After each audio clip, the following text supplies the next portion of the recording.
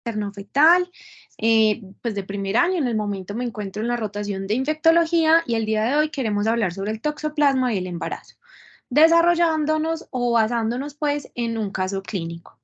Entonces, para iniciar, vamos a hablar. Entonces, es una paciente de 28 años, residente del barrio Loreto, vive en unión libre, ella es agente de tránsito, es O negativo. Como antecedentes importantes, vamos a ver que hay personales alérgicos niega, quirúrgicos niega, patológicos niega. Este es su primer embarazo. Vamos a ver que no se encontraba planificando, fue un embarazo planeado.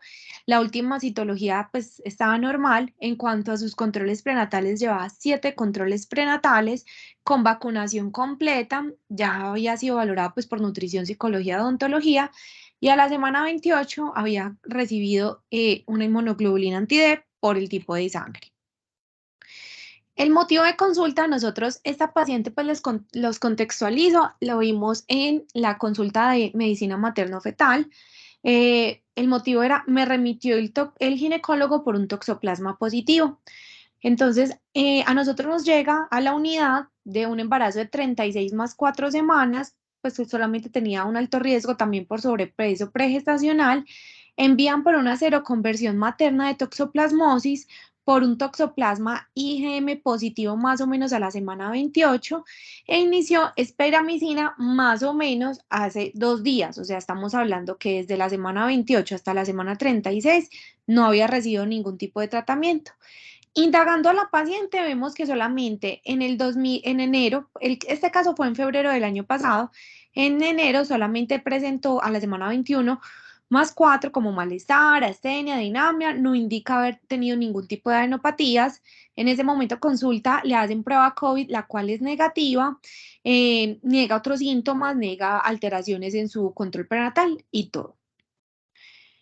Hablando un poquitico más del tema, el toxoplasma, recordemos que es una zoonosis, es del género Toxoplasma, solamente tiene una especie que es Toxoplasma gondii, pero sí tiene diferentes genotipos. Vamos a ver 1, 2, 3, el 12 y alotipos el X y el A. Algunos de estos van a ver que están restringidos solamente a animales salvajes. Vamos a ver que sus etapas sexuales se ven solo en los miembros de la familia de felinos. El gato se considera como su huésped definitivo. Los huéspedes definitivos, que son el gato, ahí va a ser la reproducción sexual de la zoonosis, y el huésped intermitente tenemos una reproducción asexual. Vamos a ver que se puede transmitir en ambos huéspedes. Durante el ciclo de vida, que ya lo vamos a hablar un poquitico más, tenemos que tener en cuenta 3 etapas del desarrollo que pueden infectar las células. Vamos a ver los taquizoitos, que es una forma de multiplicación rápida que se encuentra de manera característica en infecciones agudas. El bradizoito, que es en forma de multiplicación, pero va a ser más lenta, que va a ser más que todo en infecciones crónicas y se origina a nivel de quistes tisulares. Y el esporozoito, que se produce solo en el huésped definitivo durante la reproducción sexual y se liberan los ooquistes a través de las heces de los felinos. Entonces aquí quiero representar pues como el ciclo. Inicialmente vamos a ver que el felino hace una ingestión de la presa, las cuales tiene los quistes tisulares. Al momento de ingresar al estómago, con los cambios del pH se rompe y hace que el quiste pues como se libere y libere los bradizoitos. Entonces aquí vemos cuando se libera los bradizoitos van a invadir las células epiteliales del intestino.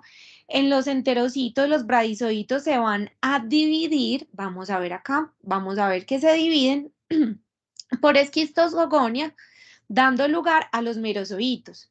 Vamos a ver que los merozoitos se van a diferenciar en dos, en microgamontes o macrogametos. Vamos a ver que después de 3 a 15 días después de la infección primaria, pues, que se produce a nivel felino, los esquistocitos y merozoitos se encuentran principalmente en la porción del ilion, vamos a ver acá, en la porción del ilion del intestino, y algunos van a comenzar a diferenciarse en gametos. La función del microgameto, pues vamos a ver que se produce el ooquiste inmaduro, y este ooquiste inmaduro vamos a ver que se presenta pues como de forma elíptica y estos van a ver que se van a producirse, por decirlo así, y se liberan a nivel de la luz del intestino y una vez que se liberan van a ir a las heces del gato. En el ambiente vamos a ver que se desencadena la maduración, o sea que van a ser la característica de ser esporulado. Tras la esporulación vamos a ver que se divide en dos esporosquistes y vamos a ver que los ooquistes esporulados van a ser altamente resistentes a las condiciones ambientales y permanecen viables en el agua o en condiciones secas, pueden ser durante varios meses. Entonces vemos que a nivel de la transmisión, el huésped intermediario puede infectarse por varias formas. Vamos a ver que uno es la ingestión del agua, porque en el momento del gato pues hace pues sus heces, el quiste esporulado va a ir y va a infectar y nosotros lo vamos a ingerir por medio del agua. También vamos a ver que por medio de frutas o verduras que de pronto no han sido pues lavadas, también puede ser por ingesta de carne cruda, la cual no va a tener un adecuado proceso de cocción, que pueden tener quistes tisulares y nosotros los podemos ingerir. También puede ser por medio de la parte de la transfusión, trasplante o a nivel placentario. Entonces, vamos a ver que las principales, pues como fuentes de infección van a ser con contacto directo por medio, pues de las heces del gato, por contacto de comida o pues que de pronto no está bien lavada o va a tener un buen proceso de preparación o también de manera menos frecuente cuando tenemos leche no pasteurizada, agua contaminada o de pronto, como les digo, de manera no tan común en la presencia de trasplantes. Bueno, entonces, en cuanto a la epidemiología, vamos a ver que la prevalencia se encuentra en América, pues en Sudamérica vamos a tener del 60%, Norteamérica va a variar, va a tener del 15 al 20%, en Europa se puede presentar hasta el 54%, África 50%, en diferentes otras regiones 28%. Vamos a ver que esta es una zoonosis es una de las zoonosis más frecuentes en el mundo y se puede adquirir durante el embarazo. Es una patología de interés de salud pública. ¿Por qué? Es importante esto, porque se puede prevenir llevando a cabo protocolos en cuanto a tamizaje, pues, por decirlo así, previamente descrito en el país e incluso previo a la concepción. Entonces, le quería traer este estudio para determinar por qué queríamos, bueno, sabemos de pronto incidencia a nivel mundial, pero ¿cómo estamos en Colombia? Este estudio nos quería mirar la incidencia de toxoplasmosis congénita en los recién nacidos en 19 centros hospitalarios de 7 ciudades. Vamos a ver de 5 regiones geográficas. Vamos a ver que era Caribe, a nivel del centro, a nivel andino, Amazonía y Oriente. Se aplicó el ensayo de ELISA por inmunoglobulina M, se recolectaron en total 15.333 muestras de sangre de cordón umbilical entre marzo del 2009 y mayo del 2010 en 19 hospitales y servicios de salud materno-infantil de 7 ciudades diferentes. Acá, como podemos ver, entonces, de manera principal o las que presentaron mayor número en cuanto a toxoplasmosis durante el embarazo, vamos a ver que en Armenia se presentó el 4.2%, en Barranquilla el 0.58%, Bogotá 0.66% y en diferentes ciudades como en Cúcuta fue 0.53%, Florencia 0.78% y Riohacha 0.74%. Entonces, en total se encontraron 61 muestras positivas para inmunoglobulina específicas y 9 positivas para inmunoglobulina A. Ellos también hacían como un cuestionario para detectar, pues de pronto, cuándo fue el posible momento de la infección y vamos a ver que 143 de esos cuestionarios fueron positivos en el momento del diagnóstico clínico para hacer un diagnóstico clínico durante el embarazo. Se siguieron en total 109 de los 218 niños que tenían alguno de los criterios de pruebas confirmatorias para posteriormente hacer pruebas postnatales y se confirmó la infección por toxoplasma congénita en 15 de estos niños. O sea, de los 109 que se siguieron, 15 se hicieron pues como la confirmación, 7 eran sintomáticos, 3 de ellos fallecieron antes del antes del primer mes de vida. También ellos querían ver si de pronto la incidencia variaba según las por decirlo así, las características geográficas. Y en realidad sí, si ustedes pueden ver, Armenia, pues dependiendo de la altitud, que fueron 1551 metros a nivel del mar, era donde más había incidencia. Vamos a ver que en cuanto a marcadores de toxoplasmosis congénita, se presentaban un 6,2%. Y si ustedes pueden ver acá, es donde más precipitación se presentaba. Entonces ellos decían que la incidencia es significativamente, pues es diferente en los diferentes hospitales y que también hay una correlación entre la toxoplasmosis congénita y la presencia de precipitación en cuanto a los diferentes lugares geográficos. Posteriormente, en el 2014 se presenta este estudio, querían ver entonces cómo se presentaba en nuestro país. Fue un estudio nacional, ellos utilizaron pruebas de anticuerpos fluorescentes indirectos, el punto de corta que utilizaron fueron 1 en 16. En cuanto a la prevalencia general, fue de 47,1%, con una proporción similar en hombres y en mujeres, con un mayor riesgo que presentaban las mujeres en embarazo de presentar su primera infección y también en cuanto a ser seropositivos entre los niños de los 0 a los 9 años fue una prevalencia del 32% y fue similar tanto en niños pues como en hombres como en mujeres. Cuando lo desglosaron por ciudades o por regiones, vamos a ver que en Medellín entre 1994 y el 2014 se presentaron, pues en total fueron 120 de los pues, pacientes que fueron testeados y se encontró una incidencia del 8,3%. Vamos a ver que en Armenia se presentó en 1,3, Quindío 1,6%, Sincelejo el 2% y vamos a ver que zonas como Villavicencio presentaron mayor número con un 11% y Cali 2,8%. En cuanto a las formas de transmisión, ya lo habíamos hablado, entonces vamos a ver transfusiones por sangre, trasplante de órganos, vía placentaria y tenemos que tener muy en cuenta que la forma infectante son los taquizoitos. Entonces vamos a hablar un poquitico sobre la forma placentaria. Esta fue una revisión sistemática del 2007. Este es el CICOR, el CIRRO-COT, que es la revisión sistemática para toxoplasma congénita, pues fue como uno de los estudios un poco más importantes para esta patología y ellos querían ver entonces en el momento de la edad gestacional, pues cuánto era la seroconversión y se asociaba a mayor riesgo de transmisión de madre a hijo o no. Y si ustedes pueden ver tanto en la gráfica como en los números, vemos que a medida que avanza la edad gestacional hay mayor riesgo de transmisión. Entonces, a las 13 semanas de un 15% versus a las 36 semanas presentan un riesgo de transmisión del 71%. Vamos a ver que en ausencia del tratamiento, el riesgo general de hacer esa transmisión materno-infantil por una infección aguda puede oscilar entre el 20 al 50% y este riesgo va a estar asociado principalmente por, uno, pues que se presente una infección aguda durante el embarazo, dos, el compromiso inmunológico de la paciente, la falta de tratamiento antes del parto, la cepa, qué pena que aquí se me fue la cepa virulenta que tenga la paciente y si presenta o no una alta carga parasitaria.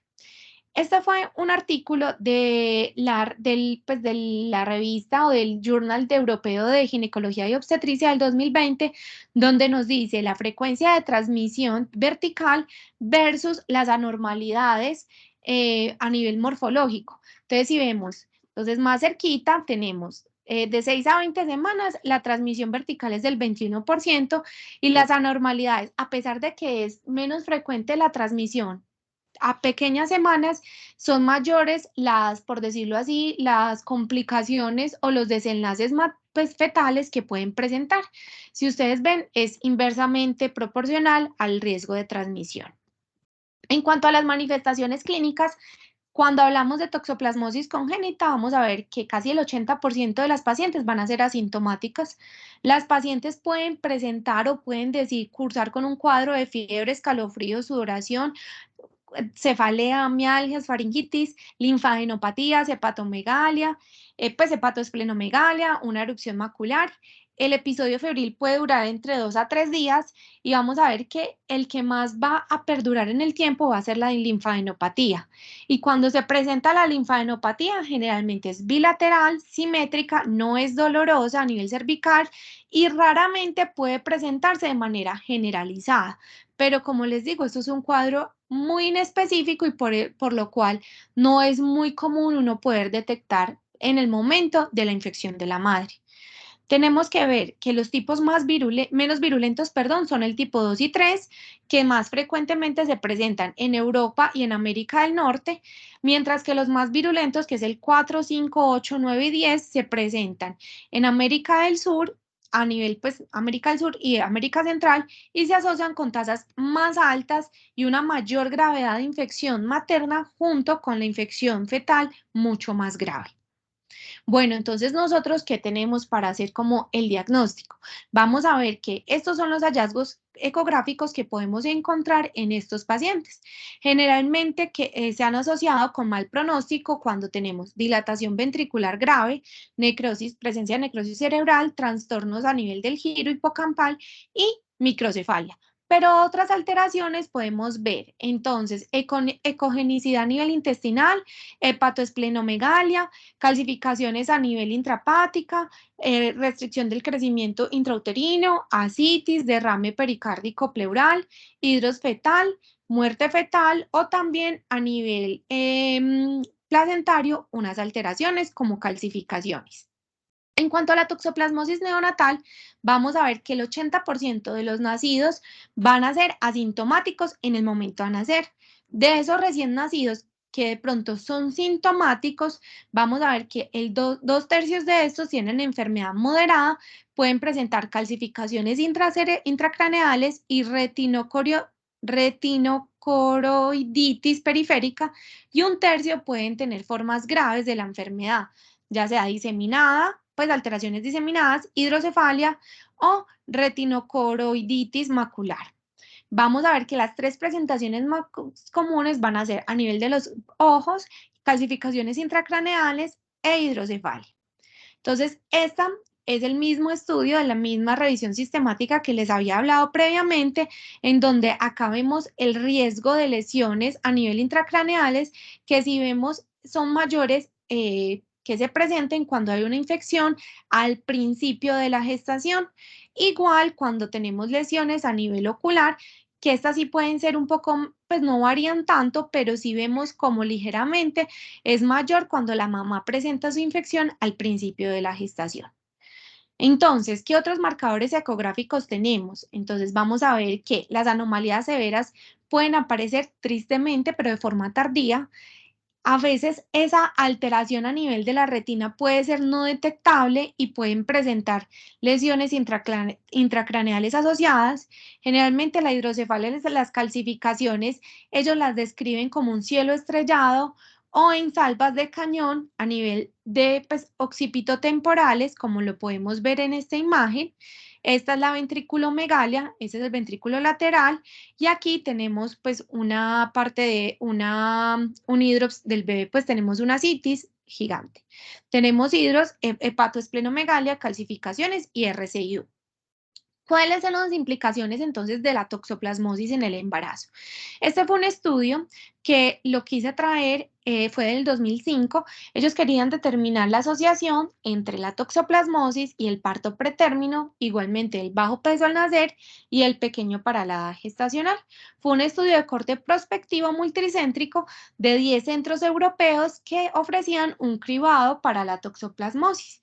Fueron seguidos entonces partos después de las 23 semanas, fueron 386 mujeres que se seroconvirtieron antes de las 20 semanas de gestación y partos después de las 36 semanas con pacientes que se seroconvirtieron a las 20 semanas o más tarde y dieron positivo antes de esas 37 semanas. ¿Ellos qué encontraron? Los bebés que fueron infectados, pues que estaban infectados, nacieron o se dieron a luz antes de los no infectados. La diferencia de las medias de seroconversión antes de las 20 semanas fueron 5.4 días versus 2.6 días. Y la infección congénita se asoció con un mayor riesgo de un parto prematuro cuando se produjo una seroconversión antes de esas semanas 20 y no se detectaron diferencias significativas en cuanto al peso a nacer o percentil cuando nacieron. ¿Qué concluyeron? Que los bebés que tenían toxoplasmosis congénita nacieron antes de los no infectados, pero se desconoce mucho el mecanismo por el cual se lleva pues como a una gestación un poco más corta, que la infección congénita podría precipitar un parto prematuro o una cesárea inmediata, una inducción del parto, pero entonces no se encontraron pruebas de asociación significativa en cuanto al peso. Entonces, hablando y que, pues, mirando en cuanto a la literatura, querían abordar un poquitico más si sí se había presentado o no relación con el peso. Esto fue otro estudio un poco más reciente del 2022, del año pasado. El objetivo era mirar la comparación de los perfiles serológicos en mujeres embarazadas y los recién nacidos prematuros y con bajo peso. Fue un estudio retrospectivo de 1.733 mujeres que dieron a luz a sus hijos y se sometieron a exámenes prenatales periódicos desde la semana 14 y 16 del embarazo. La prematuridad se definió como un parto antes de las 37 semanas y el bajo peso se definió como un peso antes de, pues, peso menor de 2.499 gramos. ¿Cuál fue el resultado? En realidad, en cuanto a prematuridad, un total fueron 87, pues de esos 1.733 fueron 87 niños que fueron prematuros y en cuanto a que contaban con bajo peso fueron 88 niños. Entonces, ellos dicen que había una asociación estadísticamente significativa entre toxoplasmosis latente y la tasa de nacimientos prematuro y bajo peso, que las probabilidades de que se presente un parto prematuro con bajo peso fueron 1.7 y 1.9, pues 1.7 para parto prematuro y 1.9 para bajo peso, en comparación a las pacientes que fueron toxo-negativas. Y aunque la fuerza de la asociación no es, pues la muestra en realidad es más leve, la combinación de toxoplasmosis y y otros factores, por decirlo así, podían llevar a daños graves. Siguiendo con nuestro caso clínico, entonces el día que nos ingresó la paciente le hicimos ecografía y también pues neurosono y todo. Vemos que en ese momento tenía un embarazo de 36 más 4 semanas, la placenta no se veía ni con calcificaciones ni engrosamiento, que recordemos que estos eran uno de los marcadores de toxoplasmosis congénita, el líquido amniótico estaba pues normal. Vamos a ver que en cuanto al peso, tenía un peso fetal estimado de 3.075 para un percentil 64 y a nivel de sus otras estructuras se encontraban en buenos percentiles. En cuanto a hallazgos, vimos, entonces se le hizo Doppler, el Doppler fetal estaba normal, no había riesgo, pues no había pues, rastros de anemia, no había presencia de alteraciones a nivel del giro, no había nada de alteraciones a nivel de microcalcificaciones a nivel craneales, tampoco a nivel de hepatomegalia, pero sí había una marcada esplenomegalia. Acá se puede ver en esta imagen. Entonces, solamente el bebé se describió una esplenomegalia. En cuanto al diagnóstico, entonces, hasta el momento se había dado entonces que era un embarazo de 36 más 4 días, que había una seroconversión y aquí les traigo como todos los exámenes que se hicieron a la paciente. Inicialmente cuando ingresó del 8 de octubre tenía toxo IgG e IgM negativo a las 9 semanas. Posteriormente, el 20 de febrero le hacen una IgM, el cual da positivo, fue por electroluminiscencia, que fue a la semana 28.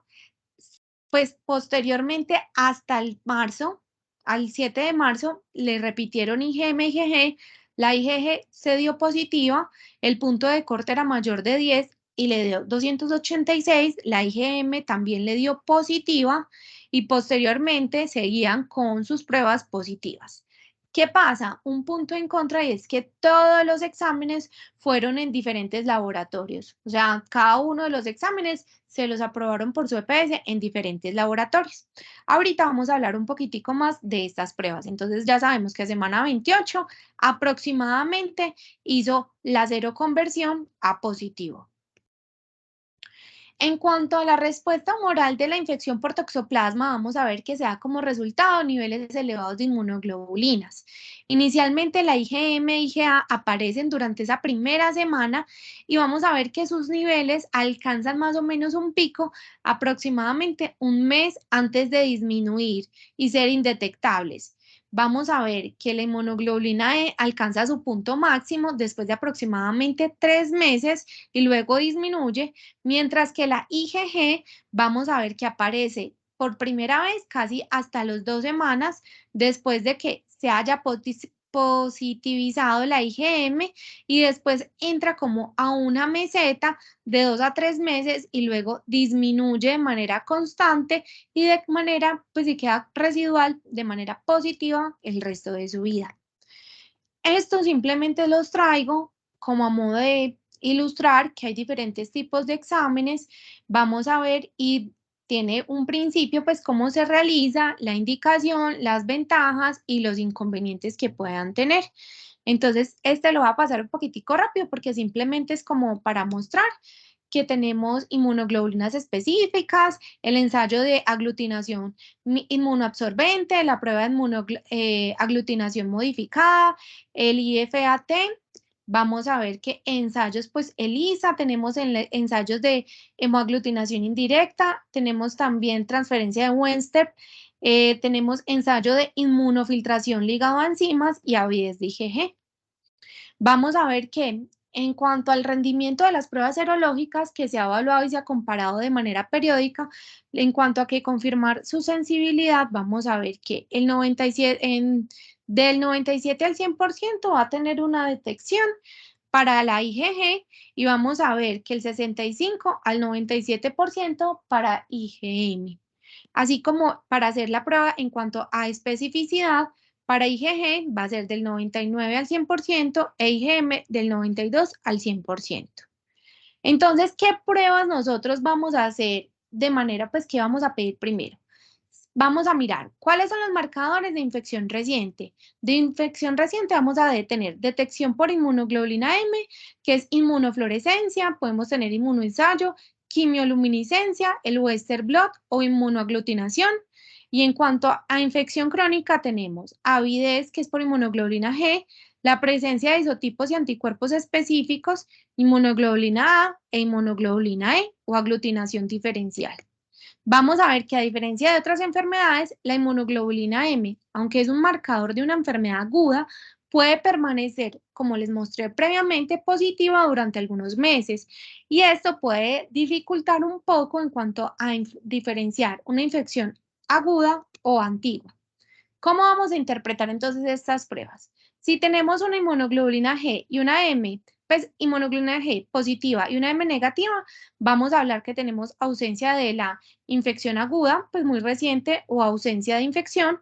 Vamos a ver que, por ejemplo, nuestra paciente nos podemos ubicar en este tercero, que es IgG positiva e IgM positiva, que tenemos, puede ser una infección reciente o falso positivo. ¿Cuál es la indicación? Repetir de 2 a 3 semanas y si estamos antes de la semana 16, hacemos un test de avidez para determinar si la avidez es alta, estamos hablando de una infección antigua, perdón, y si es baja, tenemos una infección reciente. Vamos a ver que no se va a recomendar el uso de inmunoglobulina A. Este simplemente es un estudio en donde querían mostrar diferentes escenarios. Esto es un centro a nivel pues, nacional y es un centro de referencia francés en donde, pues, en realidad en Francia, para los que de pronto no han leído mucho pues, del caso, es como uno de los países donde hay más referencia y más estudios en cuanto a la toxoplasmosis. Estos son los diferentes escenarios a los cuales nosotros nos podemos enfrentar y ellos los describen cada uno, pero vamos a hacer énfasis en el de nuestra paciente, que es una IgG positiva con una IgM positiva.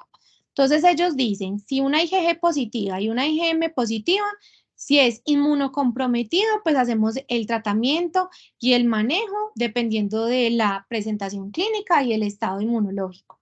Si la paciente es inmunocompetente, vamos a definir si es una infección aguda o no. Entonces vamos a ver qué podemos hacer. Aglutinación diferencial en conjunto con una avidez. Vamos a ver entonces que la ventana de la aglutinación puede excluir una infección adquirida reciente más larga que la prueba de avidez. La fecha de infección, pues que el riesgo de transmisión es muy importante definirlo por lo que habíamos hablado. A menor edad, menor riesgo de transmisión, pero mayor riesgo de complicaciones y de presentaciones o alteraciones fetales. Vamos a ver si la avidez es alta. Recordemos que descarta una infección que al menos fue durante las 16 a 20 semanas previas. Si es baja o equívoca, no se puede excluir la infección. Y vamos a ver entonces que si es alta, excluimos una infección aguda y para confirmarla vamos a hacer como una segunda prueba. Vamos a ver que si es reciente, pues si es baja, vamos a ver que no se excluye, vamos igual a hacer la prueba de detección de IgG y vamos a ver que se incrementa la infección es adquirida recientemente, pero si es estable, vamos a ver que vamos a obtener pues como otras pruebas en 2 a 3 meses y vamos a definir. En cuanto a la amniocentesis, vamos a tener PCR en líquido amniótico, tenemos una sensibilidad del 81 al 90%, con una especificidad del 96 al 100%. La realización o no de pruebas diagnósticas va a depender entonces del momento en el cual se diagnostique la infección primaria. Vamos a ver si las pruebas nos pueden confirmar o no y vamos a ver si hay hallazgos anormales o no. Y dependiendo de todo esto, nos llenamos de motivos para hacer la prueba. La amniocentesis no se debe ofrecer antes de la semana 18 debido a la alta tasa de falsos positivos y debe pues ofrecerse no menos de 4 semanas después de la seroconversión. ¿Listo? Entonces, la muestra de sangre fetal o anteriormente que se utilizaba la cordocentesis era el gol estándar, pero en realidad no se debe ofrecer porque ya se ha visto que con la PCR tenemos alta sensibilidad, especificidad y tenemos menor riesgo del procedimiento comparado a la cordocentesis. Este fue un estudio que fue publicado en el 2010 en la COC, donde es un estudio retrospectivo en 3 instituciones hospitalarias en París, Lyon y Marsella. Entonces vamos a ver que fue llevado entre el 2006 y el 2017 y querían ver de 377 embarazadas que presentaron cero conversión y que se les había realizado una PCR, cómo era detectable y cómo era como su detección y comparación a nivel de la infección postnatal. En el primer trimestre dieron 3 positivas versus 4, de esas 3, 4 pues, habían 4% tenían infección postnatal, del segundo trimestre 29 pacientes tenían PCR detectable y vemos que 30 pacientes resultaron del segundo trimestre con infección postnatal y 15 pacientes eran detectables. Entonces, si pueden ver, en cuanto al análisis de sensibilidad y de especificidad, vamos a ver que son muy altas. En cuanto al primer trimestre, acordémonos que no es tan sensible, pero sí es específica y vamos a ver que en total, pues es una muy buena prueba que podemos tener nosotros.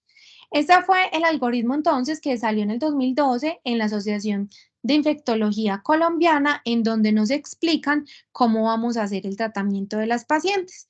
En nuestra paciente, entonces, que teníamos una TOP, un toxoplasma IgG y positivo a IgM, ellos en realidad no le hicieron prueba de avidez, pues porque en realidad ya pues, tenía más de 16 semanas, igualmente teníamos presente que teníamos riesgo de cero conversión, entonces, ¿qué pasó con nuestra paciente?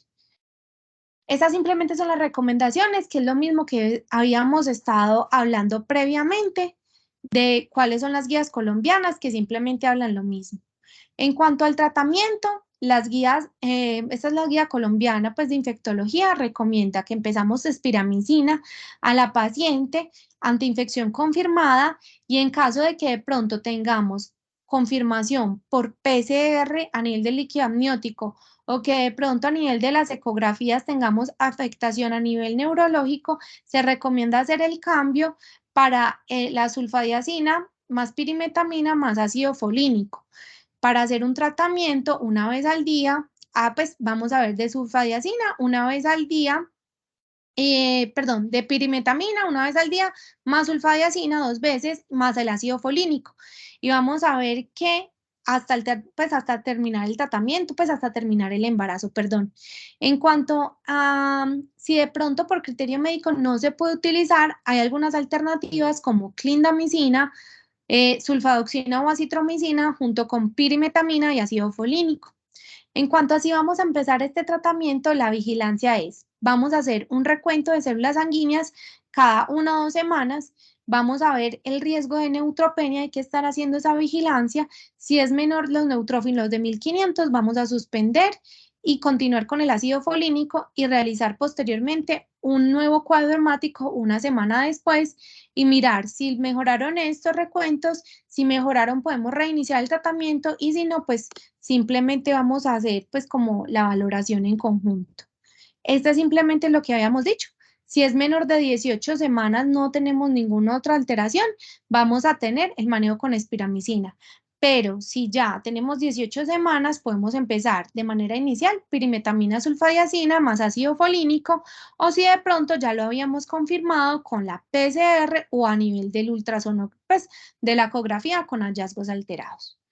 En cuanto al CIROCOT, entonces, que incluyen los 26 estudios de cohorte con una muestra de 1.438 pacientes, en cuanto al tratamiento, ellos dicen que cuando se inicia el tratamiento en las primeras 3 semanas después de la seroconversión, se redujo una transmisión vertical mucho mayor en comparación a cuando se retrasó un poco más ese tratamiento. Y vamos a ver que el tratamiento prenatal no redujo el riesgo de manifestaciones neonatales cuando ya habían alteraciones ecográficas prenatales. Y a mayor edad, pues obviamente lo que ya habíamos hablado previamente. Entonces, si empezamos el tratamiento antes de las 3 semanas, el riesgo de transmisión vertical, pues de transmisión fetal, es mucho menor versus a cuando esperamos, por ejemplo, un lapso mayor de este. Este es otro estudio que fue presentado en el 2018, fue un ensayo clínico abierto, aleatorizado, multicéntrico, donde 143 pacientes se quería ver la eficacia y la tolerancia de pirimetamina más sulfadiazina frente a la espiramicina para reducir la transmisión placentaria. Vamos a ver que hay una seroconversión y se hizo 131 amniocentesis y vamos a ver con pirimetamina sulfadiazina, vamos a ver 7%, o sea, el 10.4% fueron positivos de transmisión vertical versus cuando solamente se utilizó espiramicina, se presentaban 20% de infecciones a nivel pues, fetal. En cuanto a anomalías ecográficas, se presentó mayor número de casos cuando solamente se trató a los pacientes con espiramicina. Entonces, ¿ellos qué concluyen? Que hubo una tendencia hacia una transmisión más baja cuando se utilizaba pirimetamina más sulfadiazina, pero que no alcanzó a nivel, pues, como una significancia estadística y puede, pues, por falta de poder estadístico, porque pues no había interrupción en cuanto a la inscripción, seguimiento de las pacientes. Vamos a ver que tampoco hubo lesiones pues a nivel cerebral fetal con pirimetamina sulfadiazina, entonces por eso pues tratan de hacer como el énfasis con este medicamento. Entonces quería traer este otro estudio para mirar, bueno, cuáles son las secuelas, porque listo, puede que de pronto disminuyamos la transmisión, pero ¿qué tanto se presentan secuelas neurológicas postnatales? Eso fue un estudio del 2010 para mirar, entonces, como se desconocía las secuelas neurológicas, ellos querían ver pues, de manera prospectiva, mediante el cribado prenatal de 14 centros europeos y se seguía a 4 años a los niños. Querían determinar muerte postnatal y secuelas neurológicas graves definidas por una o más de las anomalías funcionales, ya sea discapacidad visual bilateral grave, pues también interrupción del embarazo, toxoplasmosis congénita confirmada. Entonces ellos decían que 2/3 de la corte recibieron tratamiento prenatal. Vemos entonces que el 8% de los fetos desarrollaron secuelas neurológicas graves, los cuales 9 fueron, entonces de esos 23, 9 hicieron interrupción las madres. Del tratamiento prenatal redujo pues el riesgo. Vamos a ver que si ustedes pueden ver las pacientes que fueron tratadas, miren cómo disminuye de manera grande el riesgo de presentar lesiones y complicaciones a nivel neurológico, que el cociente de probabilidad del tratamiento prenatal ajustado a la edad gestacional fue de 0,24, que los fetos que fueron infectados pueden ser tratados para prevenir entonces esas secuelas después de la seroconversión, y vamos a ver que la proporción de recién nacidos con lesiones intracraneales detectadas postnatal que desarrollaron luego secuelas graves fue del 31%. ¿Ellos qué concluyen? Que el tratamiento prenatal sí puede reducir las secuelas neurológicas graves en fetos infectados, pero que igual se tiene que interpretar pues como con cautela debido al bajo número de casos que se presentaron. Igual debido a la incertidumbre, ¿por qué? Primero, el momento de la seroconversión. Segundo, recordemos que estas pacientes, pues 9 de estas pacientes hicieron interrupción del embarazo, entonces no se les pudo hacer un seguimiento, ¿cierto? Y vamos a ver que igual necesitan como más pruebas para mirar y determinar cuáles son esos impactos a nivel del neurodesarrollo de estos niños. Este fue otro estudio en el 2020 donde mostraban lo mismo, que simplemente cuando teníamos un manejo con pirimetamina sulfadiazina, la tasa de transmisión vertical era mucho menor. Miremos que en este estudio australiano vamos a ver con una muestra grande de pacientes de 1.174, vamos a ver que con pirimetamina y sulfadiazina fue una transmisión del 8,6%. En este retrospectivo de Brasil no fue mucha muestra, pero vamos a ver que con espiramicina hubo una transmisión del 58%. Otro brasilero, pues otro estudio brasilero, pues de Brasil, perdón, con espiramicina fue del 8,1%, con pirimetamina sulfadiazina fue del 1,9%. Aquí sí vemos marcada diferencia. Y en este francés vamos a ver que, miren que fue casi la mitad, se redujo cuando se utilizó pirimetamina sulfadiazina. Cuando se compara entonces el estudio con el estudio SICON, vemos que en realidad sigue las mismas, como la misma línea, y es empecemos el tratamiento antes de las 3 semanas después de la seroconversión para poder hacer un buen impacto. Entonces quería traer como un poco más de literatura colombiana. Esto fue un estudio que salió en el 2021 que quería evaluar cuando se implementó las guías de práctica clínica del 2013. Ellos revisaron historias clínicas de los casos de toxoplasmosis congénita en un centro de salud de la Universidad del Quindío durante el periodo de 18 años, fue entre el 2001 y el 2019.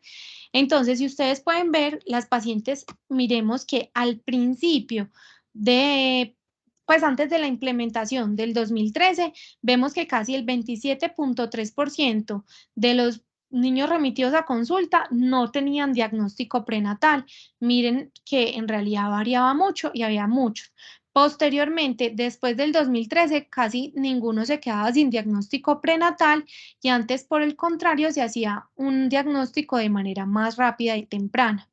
Igual, vamos a ver que en cuanto se instauró el tratamiento durante el embarazo, se presentó, pues madres que recibieron el tratamiento fue el 52,5% de las pacientes, y vamos a ver que esto, miren cómo disminuyó el número de pacientes. Inicialmente el número de pacientes sin tratamiento era muy alto versus las pacientes que no recibían tratamiento. Vamos a ver que la duración en promedio de tratamiento fueron 3 meses, 44 madres fueron tratadas con espiramicina desde el diagnóstico hasta el final del embarazo, 3 cambiaron cuando se hicieron la PCR del líquido amniótico, y en 8 vamos a ver de las pacientes se hizo manejo con sulfadoxina pirimetamina desde el inicio del tratamiento. Vamos a ver que los criterios para hacer pues, para el manejo con sulfadoxina pirimetamina es lo que le había dicho, PCR y alteraciones ecográficas e inmunoglobulina A, pero recordemos que esta en realidad no se recomienda. Si podemos ver, luego del 2013, las tasas de coriorretinitis bajan, pues en realidad van a ser pues muy poquitas, se presenta mejoría en cuanto al diagnóstico, y la conclusión de ellos fue que al momento de utilizar las guías basadas pues en evidencia, ha tenido pues como un impacto positivo en el diagnóstico precoz y el tratamiento de la toxoplasmosis, y hacer reducción de las formas más graves en el centro de referencia. Volviendo a nuestro caso clínico, entonces, La paciente, cuando la vimos en el staff, se realizó un staff con todos los materno-fetales y en realidad se llegó a la conclusión de que no se tuvo, pues fue muy confuso el momento en el cual la mamá se convirtió, que tenía una esplenomegalia leve, que no tenía más hallazgos a nivel de la neurozono, el detalle anatómico igual estaba normal, Doppler estaba normal, que la paciente por la latencia del cuadro, por la edad gestacional, no se beneficiaba de la aspiramicina, tampoco se beneficiaba por la larga, pues por la latencia tan grande de realizar una PCR en líquido amniótico, entonces utilizaron, pues recomendaron el uso de Falsidar, que es como la marca de sulfadacina pirimetamina, y realizar pues como el tratamiento acompañado de levadura de cerveza, 1 gramo, esta simplemente es por decirlo así, el uso cuando pues cuando no hay ácido folínico y se citó nuevamente con infectología pediátrica para mirar pues como qué vamos a hacer con este bebé. Ese mismo día que la paciente utilizó el Falsidar, en realidad hizo un rash, volvió a consultar en horas de la noche y la verdad es una reacción alérgica. Se consideró pues valoración por toxicología. El toxicólogo dijo que tenía pues un cuadro de hipersensibilidad inmediata no complicada, que igual se debería pues tratar de llevar el contexto y tratar de mirar si se podía, 1, cambiar el tratamiento o 2, hacer una desensibilización intrahospitalaria. Se realizó un staff interdisciplinario con el toxicólogo, el doctor Cristian y el materno-fetal, el doctor Jorge Gutiérrez, y en realidad ellos decían que la mejor opción era descontinuar el tratamiento por alto riesgo de la reacción anafiláctica de la madre y que igual pues ya tenía un embarazo avanzado, pues no tenía alteraciones fetales y que simplemente se iba a seguir, pero que se iba a hospitalizar.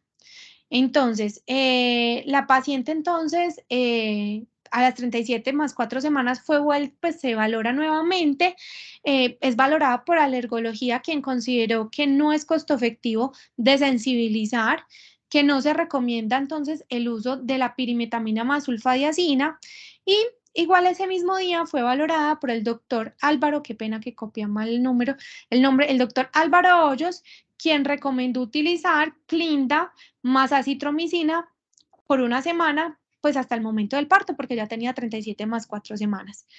Posteriormente, el bebé nace el 6 de mayo, fue un recién nacido a término, tuvo un peso de 3.375, un buen peso, un buen Apgar, fue una adaptación neonatal espontánea. Postnatalmente le hicieron ecografía, solamente tenía una esplenomegalia leve. En cuanto al hígado estaba bien, le empezaron a hacer todos los estudios y no había como rastros de que tuviera una toxoplasmosis congénita, pero hasta el momento que le vi los registros no había ninguna alteración en cuanto a paraclínicos ni exámenes.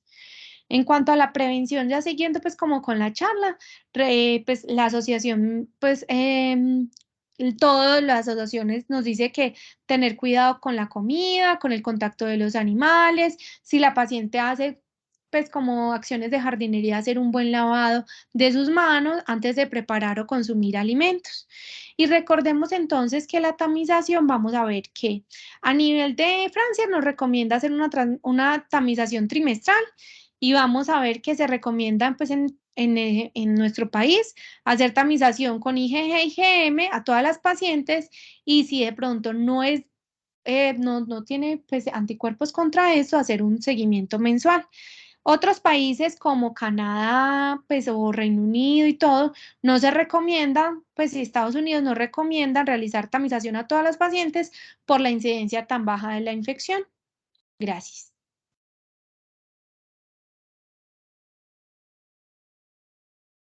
No sé si tienen alguna duda, pregunta.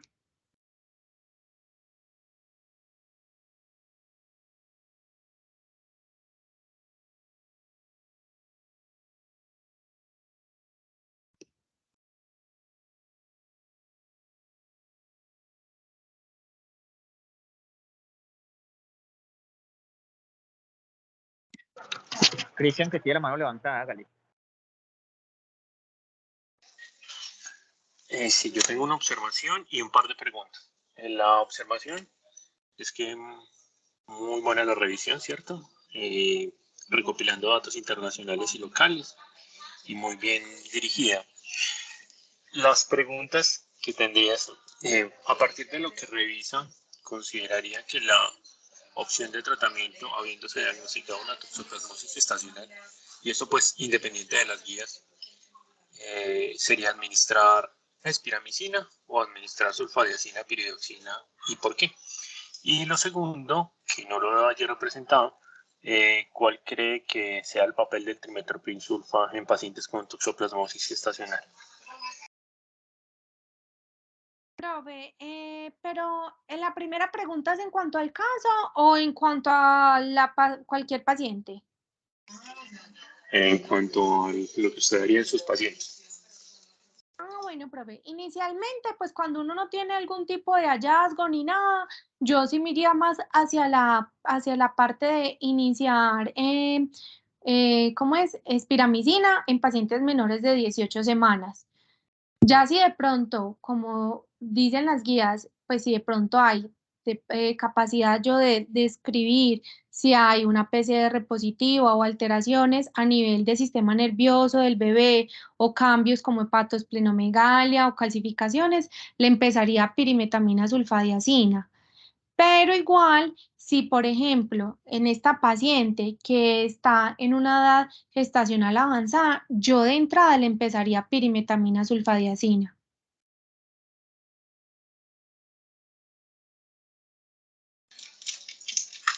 Bueno, es una respuesta conservadora, pero está bien, ¿cierto? Es finalmente lo que hacemos como en nuestras guías. Eh, con los resultados del estudio de Toxogenes, probablemente yo me inclinaría, ¿cierto? A que si tuviera la capacidad de embarazarme y tener toxoplasmosis, a que me tratasen de entrada con pirimetamina sulfadoxina. Lamentablemente, pues este estudio no pudo terminar el enrolamiento por dificultades económicas, pero iba a mostrar como diferencia, ¿cierto? Pero es algo en lo que probablemente pues la situación vaya a cambiar a futuro si tenemos más estudios, pero tenerlo en cuenta que probablemente la sulfadecina pirimetamina pueda tener un lugar incluso antes de tener la PCR o las alteraciones ecográficas. Aunque pues nosotros seguimos como las guías y las recomendaciones nacionales al respecto. Y la segunda pregunta, Isabel, para que no se me salga por la tangente, por favor. No, profe, tranquilo. Pues primero con el trimetoprim, pues recordar pues los efectos adversos que tiene, pues no es que sea muy recomendado, no. Lo ideal es no utilizarlo, uno. Y dos, lo que yo había leído, profe, es que necesita dosis muy altas para de pronto alcanzar un efecto, pues como en contra o protector, pues para el toxoplasma. Entonces, primordialmente yo no lo utilizaría. Pues como entrada, pues ya sería lo último, pero en realidad no lo recomendaría. Darle una revisadita a algunos estudiecitos por ahí pequeños que hablan de un potencial papel, no como terapia de primera línea, sino como alternativa. Listo, profe.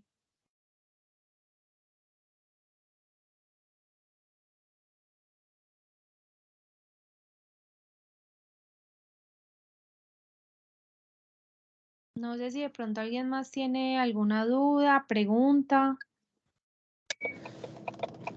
Pues no, María, pues por mi parte, pues yo creo que Cristian ya hizo pues como énfasis en los puntos importantes pues como de discusión.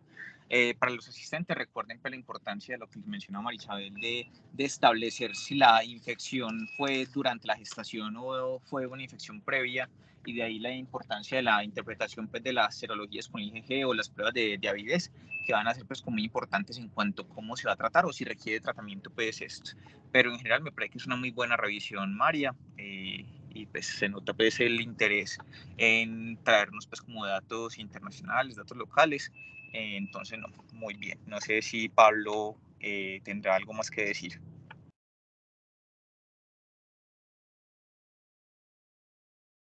No, nada.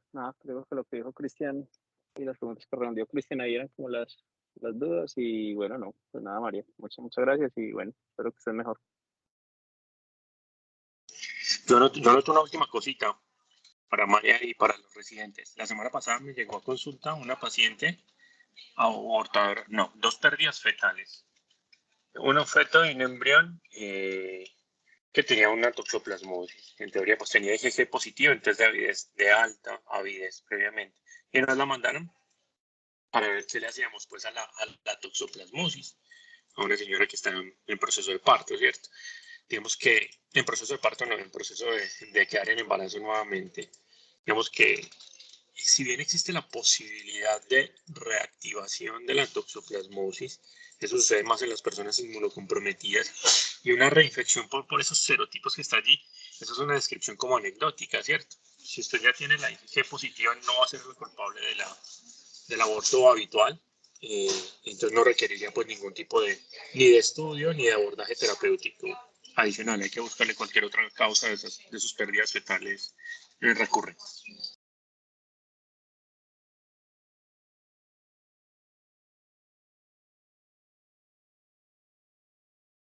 Listo, profe. Muchas gracias. Muchas gracias, doctores. Muchas gracias, María. Gracias. Muchas gracias.